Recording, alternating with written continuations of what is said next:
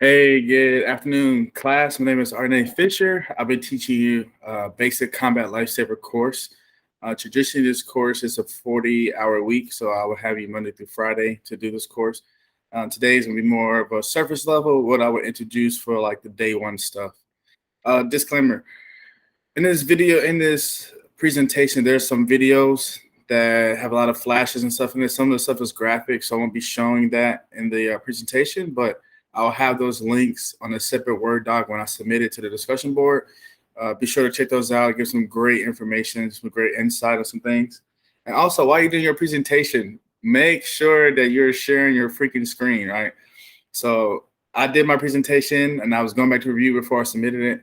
I realized I didn't share my presentation, so it was just me talking, being a chatty catty. So just make sure you share your screen because now here we are doing tape 2. It's all good.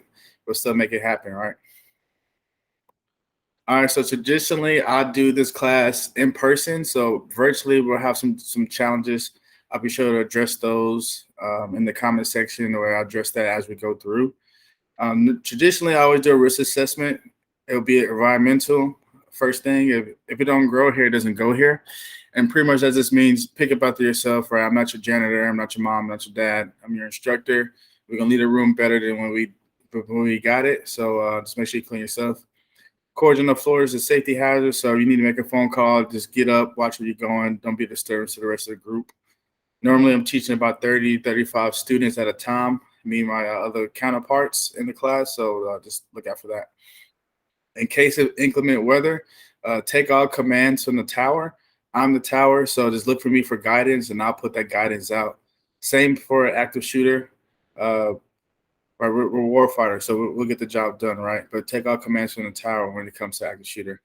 Same as if you were on the civilian side and you were doing training, you guys have your protocols for that. Just follow those protocols as you take care of whatever you need to do.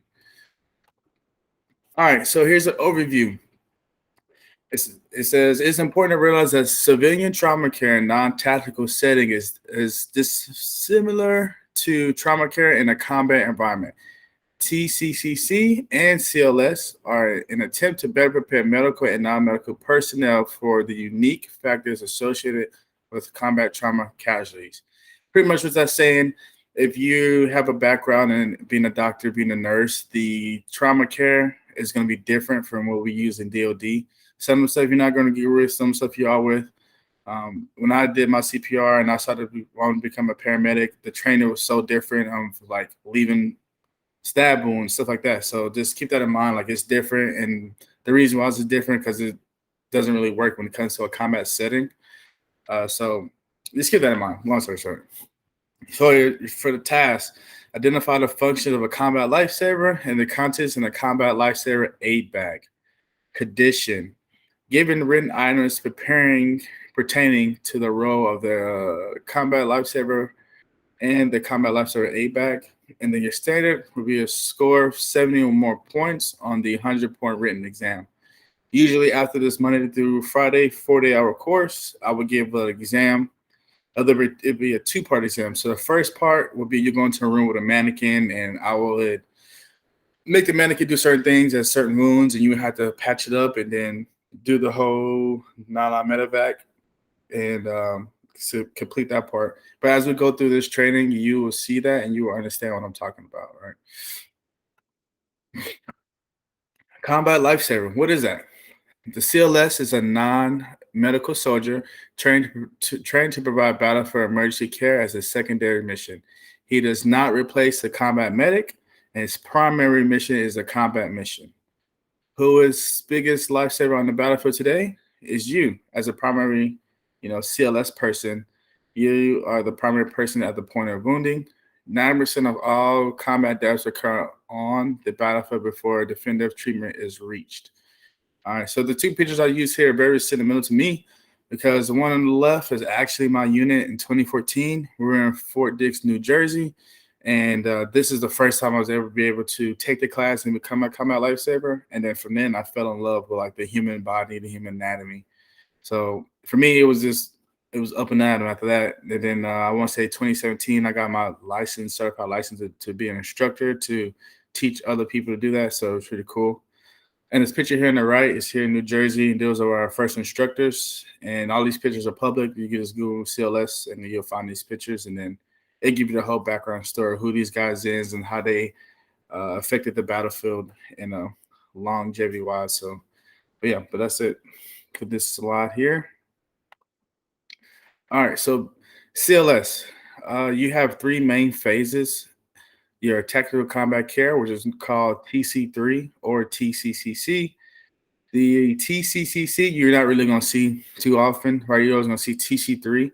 It's just the TCCC is just the old layman term of it. Now it's called, as it like evolved, it's called TC3, right? Because in the military you have a lot of acronyms, and TCCC could mean something else. So that is TC3. All right. And your second phase is going to be your TFC, which is your tactical field care. And then your last and final phase for day one of training is going to be the casualty evacuation care. All right, so knowing your equipment. And this is called an IFAC in this image here. So this is what's on every soldier who is in combat or has all the equipment on. You have a US IFAC. And what this is an individual first aid kit. This is normally the stuff that goes in it. And I have my old trusty one here. I know it doesn't say US IFAC on it because they have two covers. So that US IFAC covers this, and this is the second seal of it. The reason why they have two covers just because in the tactical warfare and the guerrilla warfare that's done in the Middle East, there's a lot of sand. We call it the sandbox, the sand desert. So this helps keeps our stuff together without sand getting into it, and us to utilize it effectively. Right, and this is not all the stuff that's in here. If you notice here, I added my orange PT belt because it has a reflector on it. So this can do night operations. I need to get a bird to me. I can throw this in the air and lasso it. It's like in a circle, so that can be like my signal for the plane to land, and I can direct the plane to land. The Black Hawk to land where I'm located at. Right, but this is your soft shell IFAC here. In the class, you would get everybody would get one of these. You guys would be able to play with it, understand it, and then we would go to certain scenarios with your groups and put you guys in groups to know what's in here. Generally, every soldier somewhat knows what's in their IFAC, but in this class, you get to learn little tricks to help you out, on the battlefield if you ever need to use it or be in that situation. All right, so here's just a general picture here. Again, it's that same picture I had, and it shows where it's normally located on the soldier. You really have it either on the front right or the front left of that soldier, right?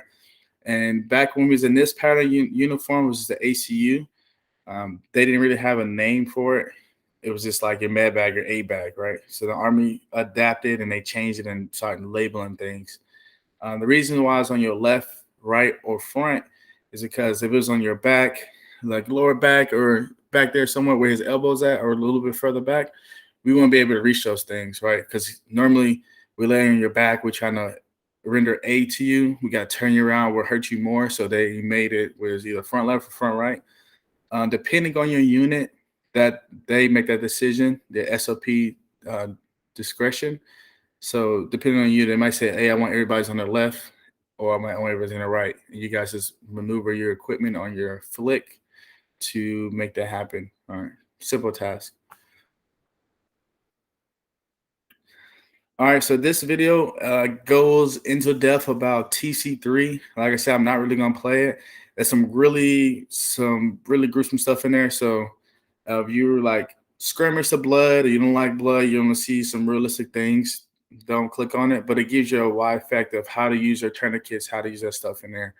And TC3, when you're in that first phase, your primary weapon for rendering aid to somebody is the tourniquet, right?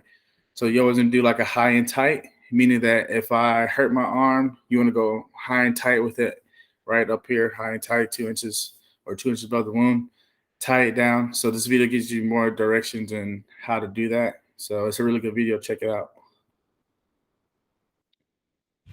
Next. All right, so here is called the march sequence.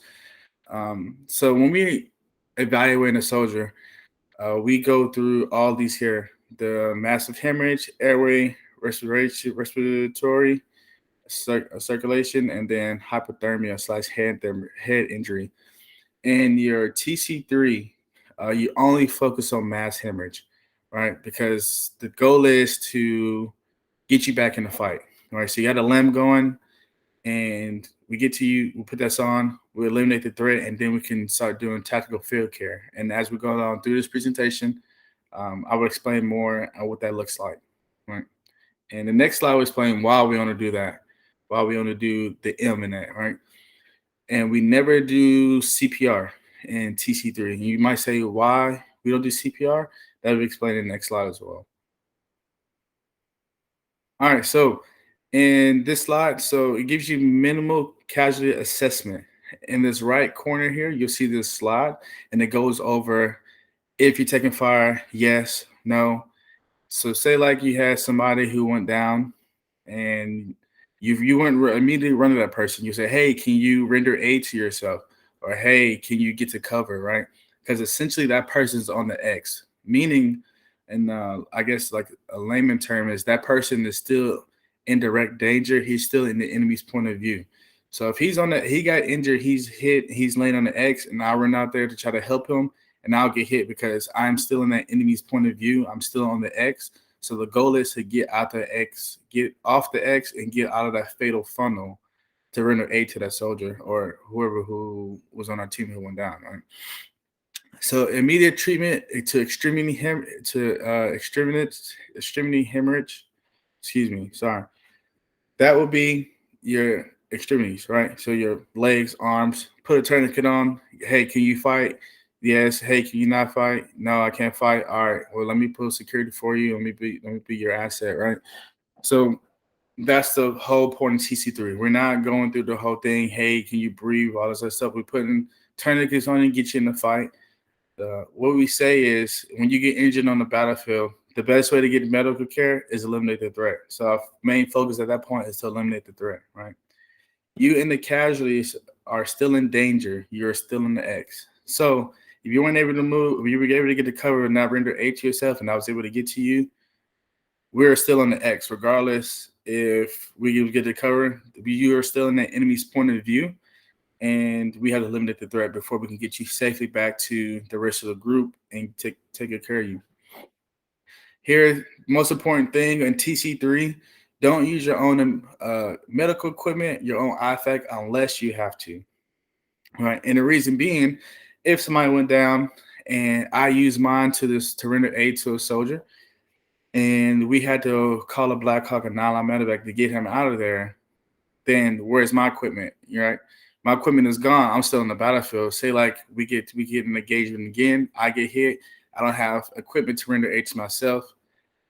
In this portion of the class, I always tell them, hey, in this portion, be stingy, right? Because when that medevac comes, that Black Hawk comes, you don't have time to get on there. Hey, I need this and this from that medic, right? You only have about that Black Hawk's going to get down, get the guy, get off the ground. So his mean time is 4 minutes. So you roughly have about 2.5, 3 minutes to get that guy in there, relay your information to that medic, and then get that bird off the ground. They make a lot of noise, so they bring a lot of tension. So that's why it's in and out, right? So I just keep that in mind. Be stingy. If you need to use your own equipment, do so, but don't just once you get to him, take yours off and start using your stuff. Reach for his, start using his, and then if you need to assess to use yours, use yours. All right. So for that first little portion, which is the TC3, which care under fire. This is normally what I would use to evaluate the group, right? So I'll have them either get in a group or do a one-on-one, depending on, the vibe of the class, how they're learning, stuff like that. And we'll take this little test here. So first attempt is a pass or go. If you fail, you get a retry. And if you fail again, we'll write your name down. You're not leaving the class. At the end of the course, we'll revisit this and we'll make sure you get successful go so we can get you certified as a combat lifesaver, right? So this is pretty much just the assessment that I use. All right, so now we're going to be jumping into phase 2. Phase 2 is the tactical field care. Here is all the equipment that is located in that bag. And when you get into phase 2 tactical field care, this is when you eliminated the threat, you're able to get back to your group, or your group was able to get on you, get that 360 security, and we're able to work on you and so I guess really check your whole body, do a blood sweep, and see what's on your body, right? What injuries do you have? Because you can tell me, hey, I just got shot in the leg. All right, let me do a blood sweep because your adrenaline's going. You really don't know what's really going on with your body, right? You're in Superman mode, right? So we got to really actually check because you might have a gash in your shoulder you don't know about. You might bleed out from that, but unless we check ourselves, we don't know. All right, the greatest term you ever hear is called trust but verify. All right, they'll tell you that you trust it. That's cool, but you need to verify with your own eyes, right? Get eyes on. All right, for your TFC, that bag here on the right, that will be your general bag, your CLS carry we carry. If you ever got certified, you will be a sponsor for that equipment. That picture here in the middle, that will be for your medic. Your medic, his CLS bag will be these bags here these gentlemen are wearing, these soldiers. That's generally a medium rucksack, but they would transform that into their CLS bag. Here on the right, that is as well as CLS bag.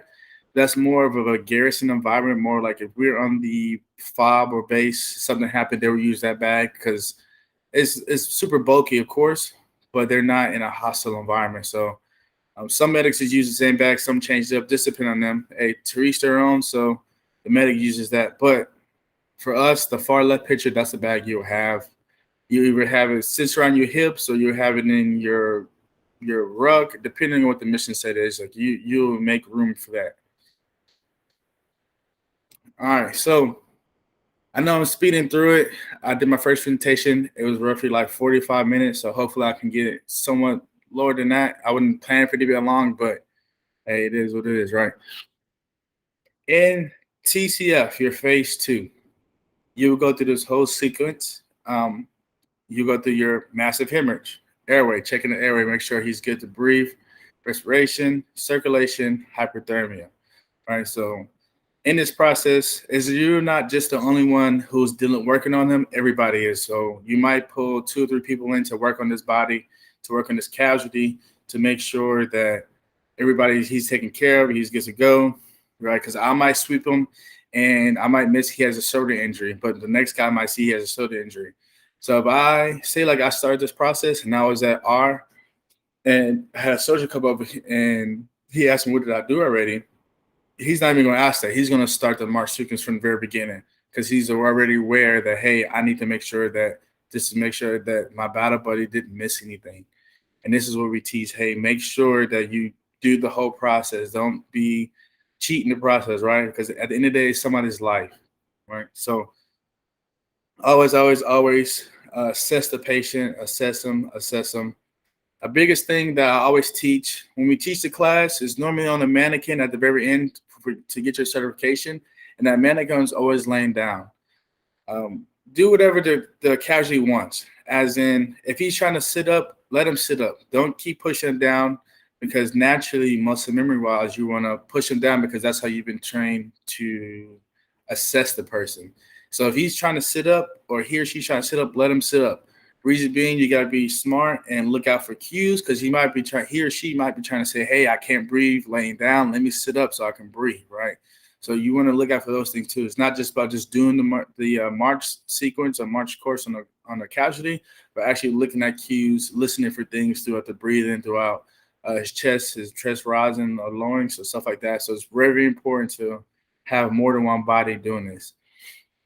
Simultaneously, you as a CLS certified instructor or CLS person on the battlefield, you have a priorities of work. You also need to start getting his 1380 together, which is his care card for the medevac. If you need to get a medevac, you need to be communicating with higher as well, and you need to be getting your non-line together. So you designate people. It's not all about you, right? It's about this casualty. Designate people to do certain things so you can fully give your attention to your casualty. All right, so here's a good description for phase 2. If you look here on your right, as you tell from the first chart you saw, is more detailed. It gives you more things. I will have a document that gives you all of it. That will give you like every single thing that you have to do for TCF. TFC, excuse me. But this is just the first, this is the beginning. I didn't want to put all those songs in there because it wouldn't make sense for us to go through all of them, right? I'm not gonna read it. I'm just gonna have you look at it.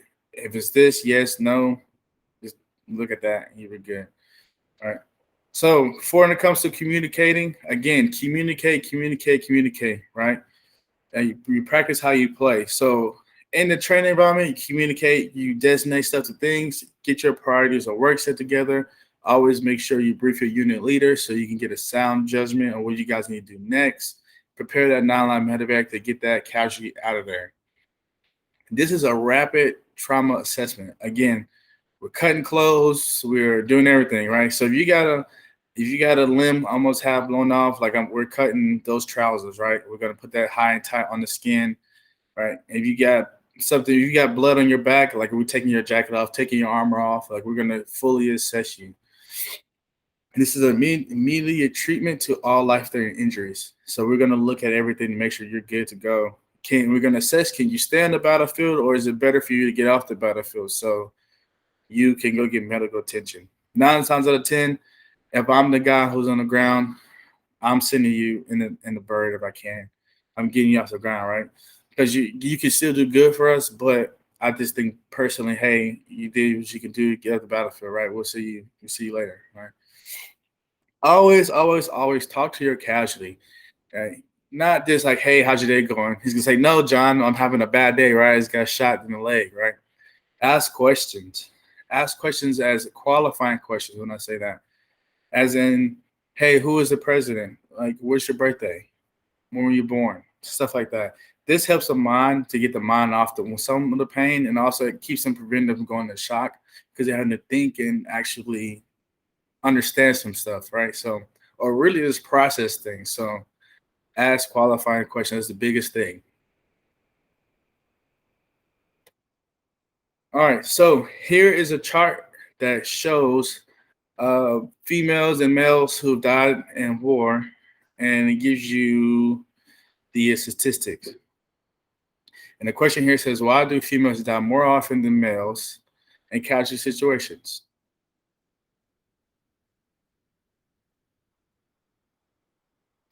All right, so you think about it for a little bit, and then I'm going to hit the answer.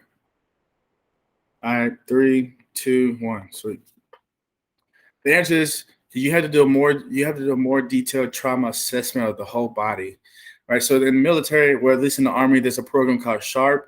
It's pretty much our sexual assault, sexual harassment program.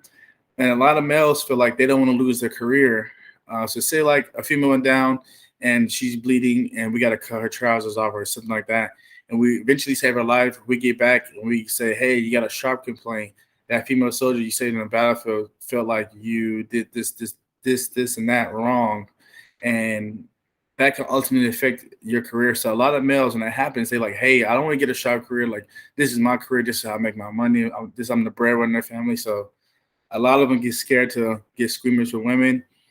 Um, a lot of times, honestly, after everybody assessed the female soldier, they forget to check under the breast. And normally 9 times out of 10, there's always been like a cut or a bullet exit wound or something under the breast, and that soldier has bled out without us even knowing. So how I would accommodate that or say, hey, do I have permission to touch your body? And she says no. Hey, okay, well, listen, if you want me to save your life, I will talk through that. Like, hey, if you want me to save your life, I need to, cut your shirt. I need to get in there to make sure that I don't have any wounds. And she's like, hey, I don't have any wounds. Then I'll just let it be, right? And that's just if she's soldier's conscience. If she's unconscious, I'm doing my checks, and I'll definitely make sure, like, hey, give me your blouse, give me your trousers from a different soldier so we can cover her up so I can do my checks and then give her that, put her in that warm blanket, and then get her up to get her off the battlefield. That's how I would play it. But this is why females die more in the battlefield, long story short. All right, quick check on learning. When is it appropriate to use TFC, tactical field care? I'll give you a couple seconds and then we will jump right into that.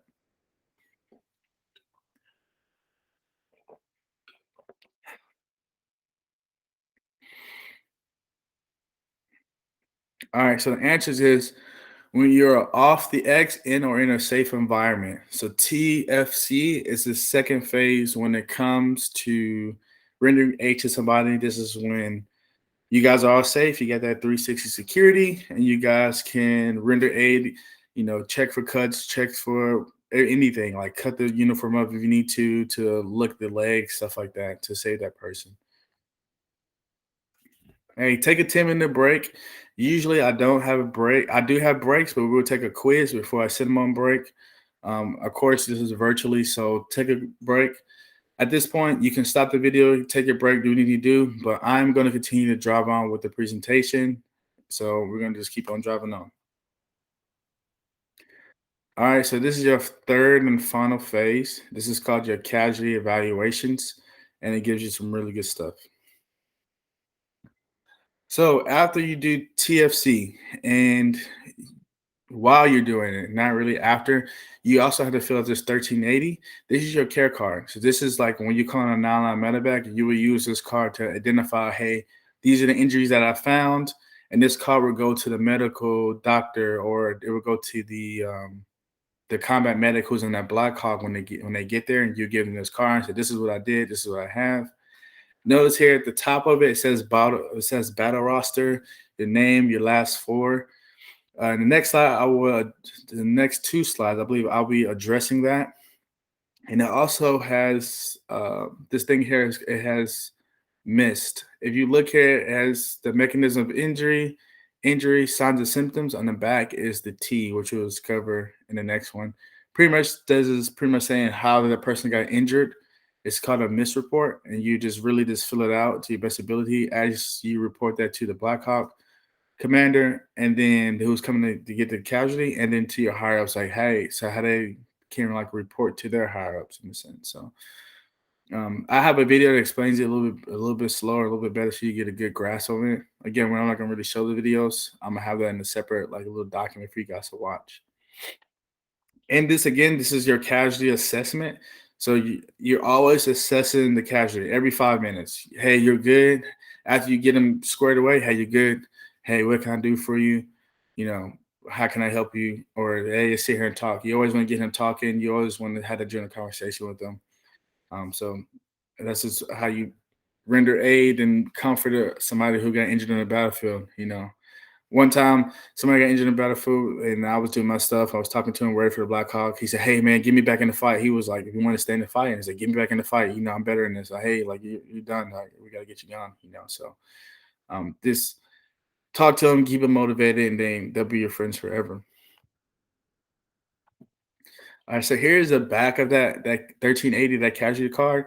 Again, same every 5 minutes. Talk to that person. Say, hey, how you doing? How you feeling? And here for the T for treatments is pretty much just telling you like what did you use. This is just a diagram to give to that person, to the medevac commander or the medevac combat medic, so they know what you did already, so they won't oversee like giving them combat pill packs and stuff like that. All right, so this is gonna address the first part of the 1380 card, and you say, "Hey, I don't know his last four. I don't know his blood type. I don't know this stuff." Now, on your ACH, which is your Army Combat Helmet, this is the general standard when you're downrange, or in any scenario, right? You'll have this little band here, this left picture. That's a band. We call it the cat eyes. On the right side, you'll see that band on this helmet, and it gives all the information for you, like his name, his blood type, and it gives his battle roster number. So we can accurately report to higher up. Because say like your casualty is Sergeant Jones, right? Sergeant Jones is injured, but then you also got another Sergeant Jones in the organization. He's still on the field. Which Sergeant Jones is it, right? So we have this battle for a roster number, so we can identify who's who in the zoo, and we can accurately report up to higher up to make sound decisions on the battlefield. And for that portion, for your casualty evaluation portion, I always give 10-minute break, and then they would go do the quiz. Depending on how the class is doing, I may make them work together or do it separately based on the evaluation, based on the other structures, how they get in the field from the class, as in participation, are they understanding, are they not understanding, stuff of that nature. So this is a general card we use for getting the casualty ready to get in that bird. All right, so how do you call for the bird, right? You use this nine-line medevac. And so generally, these are the lines you have here. They do the descriptions, and you'll have this card in your CLS bag. One of the standards I had when I was deployed, we had it sewn, all the combat lifesavers in our helmets, we had it sewn in there. And in our PCs, we had it sewn in there. So I could take my PC off and I look at it generally like this, and I can say, write it in there just so we can have, and you can always just put some alcohol on it, you rub it off. So it was really convenient for us to work with. All right, so line 1 through 5, me personally, that is the most important um, lines on an island medevac, because once you get to line 5, you can get that bird in the air. So the other lines you can worry about as they're on their way, but line 1 through 5 is the most important because it gets that bird in there. And some units, they say line 1, they give the information and they say break. And then some units go from line 1 to line 5, and then they say break. The reason why they say break in it is because, say, like, for example, line 3 here gives you urgent, priority, or routine. Say, like, I had a soldier who broke his leg, and I'm giving my non-line medevac. I get to line 5, and I say break.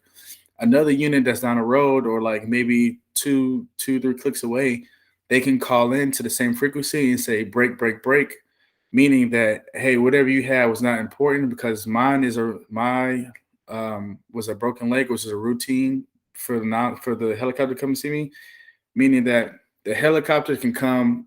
It's not a priority like pickup, right? He's not dying. He just has a broken leg. So when you got a convenience come pick me up, the other unit is saying break, break, break. That's telling the pilot, and it's telling me that, hey, that this guy's mission is way more important than mine, because he might have a guy with his leg blown off. So his line there would be alpha, which is urgent. So he would say break, break, break, and he say request now on medevac. And now that new pilot knows to go to that location, pick him up, and then come to get me. So that's where the break in there is really important. Again, some units say line 1, they give the information, then they say break. Then line 2, give information and say break. My unit did 1 through 5, break, and then give the rest. So, like I said, it's up to the unit, the standard operation procedure. So the other unit, they know that as well. Either he's going to say it between each line, or he's going to say that 5. That helps them get prepared as well. All right, so this is a really good video of the nylon medevac. Check it out. Like I said, I have it on a document. Check it out if I can play it, but it gives you a shared understanding on what it looks like as you calling your nylon medevac and you're giving them all the information. Really valuable. It came from the Deployed Medicine, was my word cited pages. Super cool website. I was able to work with them about a year or two ago. They had some training with National Guard bases leaving, and they did some courses. I was able to work hand in hand with those guys. So really cool people. They give you a lot of resources. I'll check them out. They're really great. All right. So for your nylon medevac, same thing. Here's your assessment. Throughout this training, you will always work in groups. I'll have you guys. Me personally, I'm a group type of person, so I'll have you work in groups.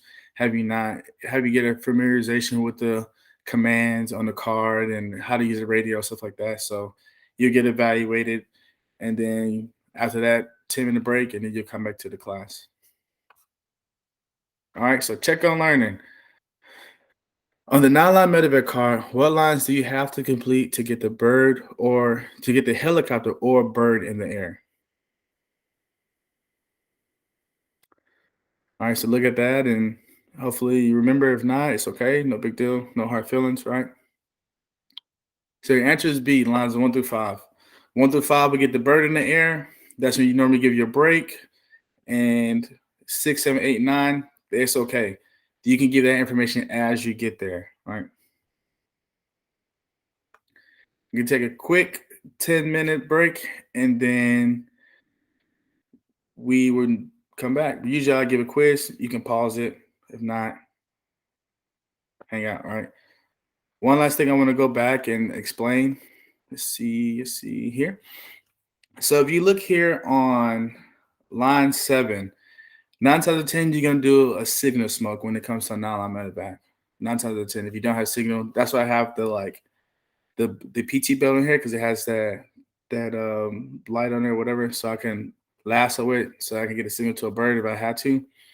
In this, when you give in line 7, say like you hear the medevac coming and you throw your smoke, you never, never, never, never, never say like you threw red smoke. You never get on your mic and say, "Hey, bird, I threw red smoke." You never tell them the color of the whatever you did, whatever smoke it is. You let the bird identify what color smoke is. The reason being is because if I said, I don't know if my equipment, somebody tapped into my frequency, stuff like that. So say like I said, "Hey, I'm gonna be line 7, red smoke. I'm gonna give him my 9-line medevac." That enemy, he's like, "Okay, I know we got red smoke. So when I hear the bird coming, I'm gonna throw red smoke." And then now my 9-line medevac thinks that's me. In reality, it's an enemy. He lands, and I put those people in danger. So when you hear him get close, you throw your smoke. You let the bird identify what smoke that he see, and then you say, "Yep, that's me." So it helps us be more safer, just in case our frequency or our line of communication was compromised, and it help us, stay in the fight for another day.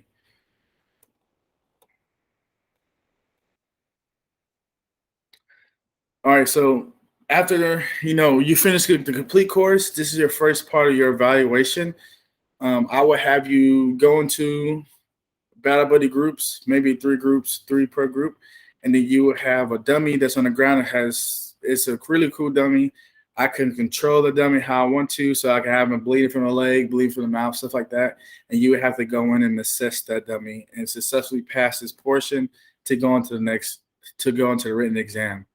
All right, so this is a really good video. It gives you some insight on what that looks like. Again, I'm not going to play it for you as being that document. If you suffer from, I believe it's called epilepsy, when you see a lot of flashes, you have a seizure, this is not the video for you to watch. They do have a lot of flashing in it because they're going to like a night operation situation, and there's like a lot of flashing and stuff like that. So if you get headaches from that or seizures, do not watch this video. Just keep on running through it. It's not really that important. It's pretty cool, but it's okay.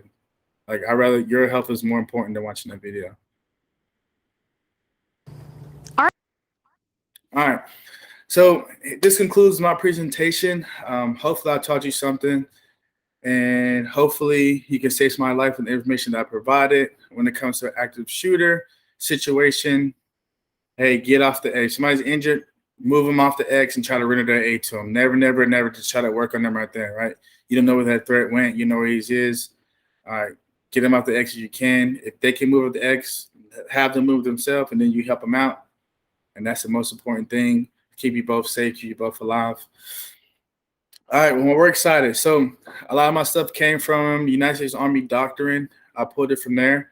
And they also came from the Army slides that I had used in the past. So I was able to change up some of my slides, change up this a little bit. Deployed medicine, really great information. It's really good for you to check them out if you're really interested in it. CLS really gets into. I didn't go into details about a lot of things just because it's a surface level class, and CLS, this would be considered like my first day, so I want to go into detail about fractures, burns, if this happens, but I just give you a surface level of what the class offers, right? And then again, these are my work cited. This is the team that when I deployed, my second deployment in 2018 to Kuwait and Iraq. We was CLS certified, so we taught a lot of classes in Kuwait, and we turned a lot in Iraq as well. And we always get on the call together because we're good buddies, stateside. And I asked them, "Hey, can you guys look at my presentation?" And they said, "Yeah, absolutely, on the one condition." It was on a group call, and they said, "If you put our photo in there and give us recognition for it." So if they ever see this video, they know I did the right thing. I put them in here and was able to give them recognition that they honored and they rightfully deserve. So without that, thank you for your time. It was greatly appreciated. For my evaluation, please leave me some comments. And if you have any questions, I'll be sure to answer them to the best of my ability. If I don't have the answer, I can find you the answer. And for my AAR, was my after action review. I would love to, hopefully in the comments, get 3 sustains and 3 improvements on the class. But again, thank you for your time. It's really appreciated. One last thing, make sure, if you didn't do your presentation, please share your camera, share your screen, because I did my presentation. I didn't do it the first time, and it sucked because I had to do it again. But but I still had a great time because this is what I love to do. This is second home to me, somewhat like my bread and butter. But yeah, thank you for your time again.